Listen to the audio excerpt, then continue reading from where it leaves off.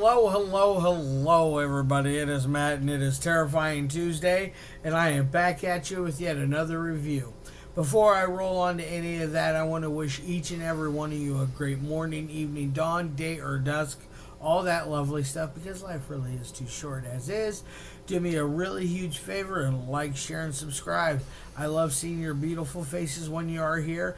I know I'm here an awful lot, but I have an awful lot on my plate to review.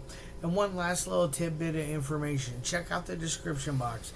I give you a bigger bite of every single movie of every single day, such as your brief synopsis, which 9 times out of 10 I don't write it. I usually just copy it off of wherever. I'm a talker, not a writer. I give you your starring cast, director, runtime of the cut I am watching. I don't have any links for any trailers or where to find this one to watch yet. I know that the director Stephen Noel Sibley is hoping to do a remastered re-release of this film. It is quite an interesting ride. It is called A Home for Bullets. Basically, creating the home is where you shoot into somebody, and that's the bullet's new home. Hence the term. This one, it is 19 years old, so it came out back in 2005. Runs at an hour and 32 minutes.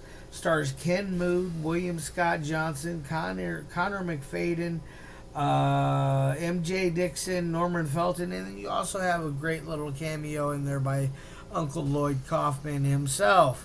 And like I said, this is directed by none other than Stephen Noel Sibley, who is by far in my top 3 of modern UK directors. I think he is just absolutely just a powerhouse when it comes to making a good film. Whether it's something silly like this or whether it's something much more impactful. Now this one, he set out to make a purposefully bad movie. He got the most absurd actors, over actors, people that stood out the most, that were kind of wacky, just not your average everyday actor. So he wanted overacting at its finest. He wanted bad continuity errors, audio errors, just everything you can think of that makes a bad movie. He threw that in there. Everything in the kitchen sink, as they say. What exactly is it about? Well, it starts off with a group of friends, not group of friends. I should say a group of soldiers. Excuse me. A group of soldiers in Vietnam during 1969. Very unbelievable because they have regular clothing on instead of army fatigues, but it works. They managed to cut in some footage from Troma's War into this one, at least at that beginning sequence, because there is a hail of gunfire. I mean, it is just non-stop bullets flying everywhere. Nobody runs out of bullets, it seems. It's doing the old John Wayne Western thing where they have like 40 bullets in a 6-shooter. How that happens, I don't know, but it works well on some screens. It worked well this time around. It made me giggle, made me smile. It made me feel all the right feelings for this film. And then they move on, and the main character's name is Axel, I believe. Axel Falcon, excuse me.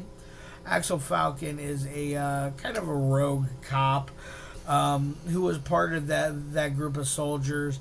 He is now trying to figure out the new underbelly of Newcastle, England.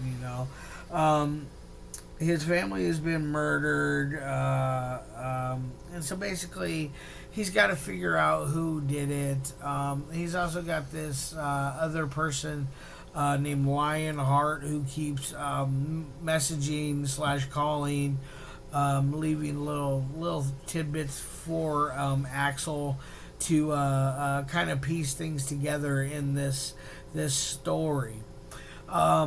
It works very interesting. like I said, it's chock full of all kinds of errors.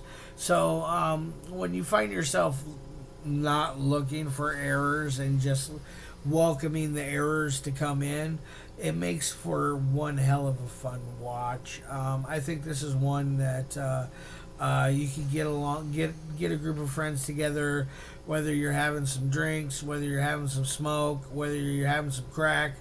Either way, I think you'll have a great time with this movie.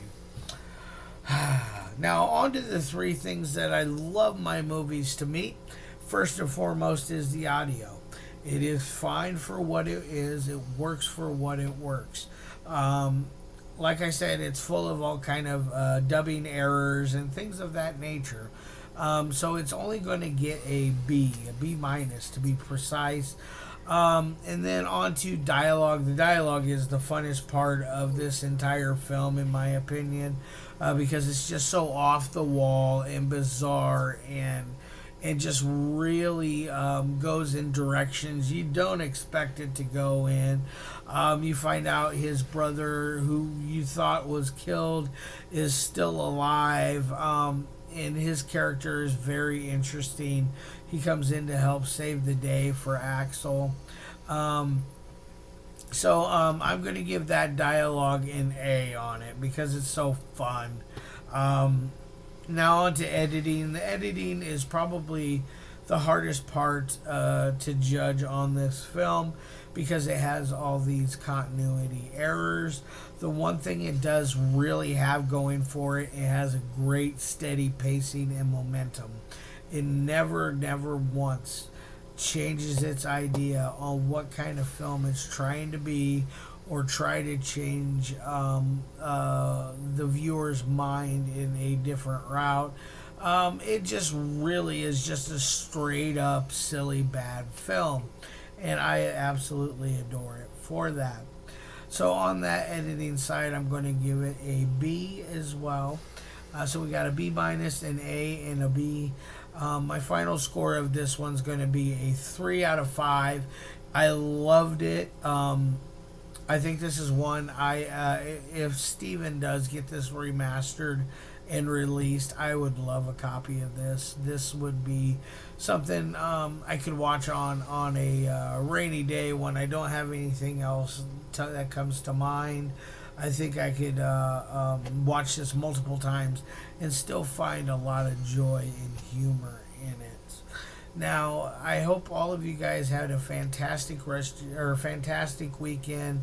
I'll be back at you on Thursday and Saturday this week, and then I gotta find some more reviews for the rest of the month.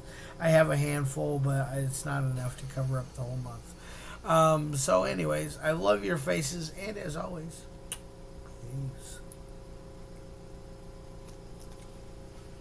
Stop.